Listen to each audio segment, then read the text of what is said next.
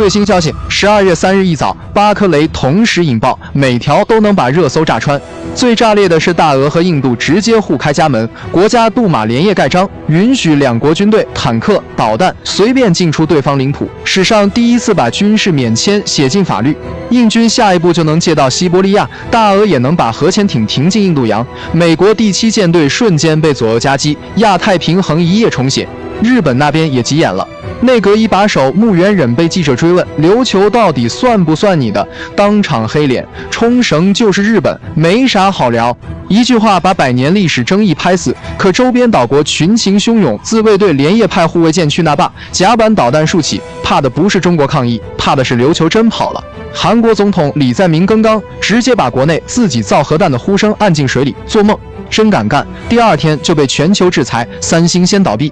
话糙理不糙，留给首尔的路只剩一条，继续抱美国大腿，把萨德再升级。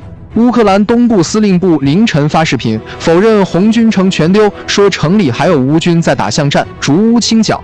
可前线传出的画面显示，大俄坦克已开到市中心火车站，谁真谁假自己品。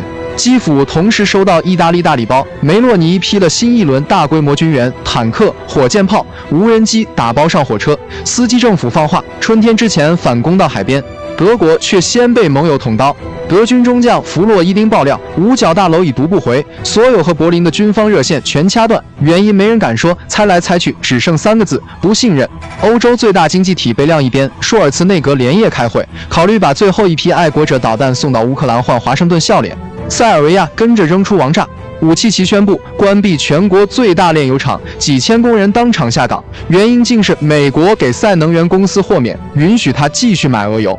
一句话总结：保住饭碗，先关工厂，石油命脉握回自己手。巴尔干小霸王算盘打得啪啪响。欧盟内部更丢人，比利时警察直接把前外长莫盖里尼戴上手铐，涉嫌欺诈上亿欧元。昔日欧洲铁娘子还没出庭，已先送上一副银手镯。布鲁塞尔圈内爆料，类似黑账不止一本，接下来可能抓一串。1天之内，互派军队、核弹争论、城市易手、能源交易、盟友翻脸、高官被抓，每条都在改写规则。别眨眼，下颗雷可能就在今晚。